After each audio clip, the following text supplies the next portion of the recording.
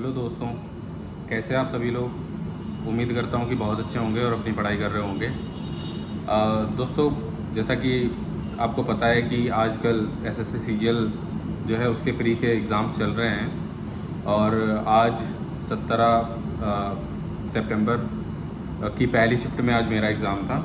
तो मेरा क्या एक्सपीरियंस रहा और क्या चीज़ें एडिक्विटी के आने से बदली हैं एग्ज़ाम्स में, वो मैं अपनी कुछ पॉइंट शेयर करना चाहूँगा, क्योंकि उससे आपको, अगर आपका इसके बाद एग्ज़ाम है तो उससे बहुत ज़्यादा आपको हेल्प मिलेगी।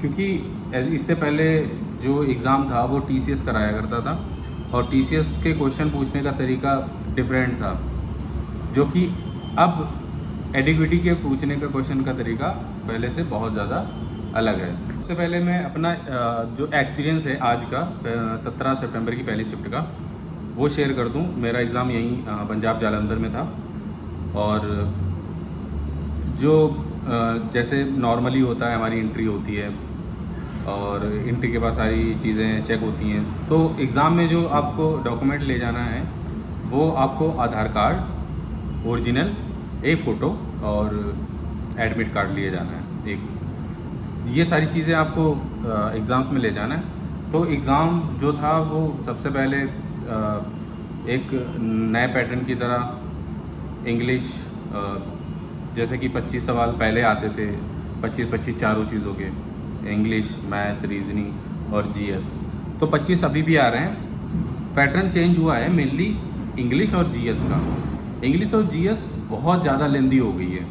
मतलब पहले जितनी ज़्यादा सिंपल वन लाइनर आते थे, भले ही वो कैसे भी ऊट पटांग आते थे, लेकिन वन लाइनर आते थे। अब यूपीएससी की तरह स्टेटमेंट आते हैं कि पहला सही है, दूसरा सही है। पहले क्वेश्चन आप पढ़ेंगे, क्वेश्चन को पढ़ के आपको क्वेश्चन को एनालिसिस करना पड़ेगा कि क्या कह रहा है ये क्वेश्चन, फिर उसके आंसर्स देखने पड़ेंगे कि आंसर्स क्या कह रहे हैं और आंसर जो है वो क्वेश्चन के साथ मैच खा रहे हैं या नहीं खा रहे हैं। तो ये सारी चीज़ें टाइम टेकिंग है, तो आपको अपना टाइम मैनेज करके चलना है कि आपको जीएस और इंग्लिश में टाइम लगने वाला है। जितना टाइम पहले लगता था इन दोनों सब्जेक्ट्स में मिला करके, अब उसका दोगुने से भी ज़्यादा टाइम लगेगा आपका।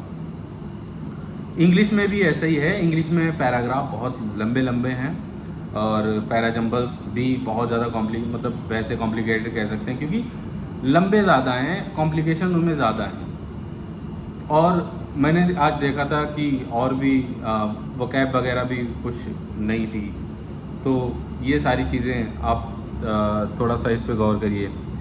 फिर मैथ और रीजनिंग जैसी आती थी आप वैसे ही पढ़ते रहिए, बस मेहनत करते रहिए, प्रैक्टिस करते रहिए। अगर आपका एग्ज़ाम 20 के बाद है, आप प्रैक्टिस करते रहिए और सबसे ज़्यादा फोकस प्रैक्टिस पे करिए कि जितने कम टाइम में आप कर पाएँ वैसे करें।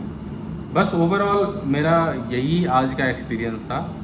और मेरा जो अटेम्प्ट है, मैंने इंग्लिश और जीएस जो था, इंग्लिश मेरी बहुत अच्छी होने के बावजूद मैंने आज उस तरह से परफॉर्म नहीं कर पाया, क्योंकि अचानक से मतलब जो टीसीएस का पैटर्न था उससे थोड़ी सी अलग इंग्लिश दिखी मुझे, तो उसको समझने में भी टाइम थोड़ा सा चाहिए। तो बाकी एग्ज़ाम्स अच्छा था, आप लोग भी दे के आइए। Best of luck for your exam और पढ़ते रहिए। Thank you.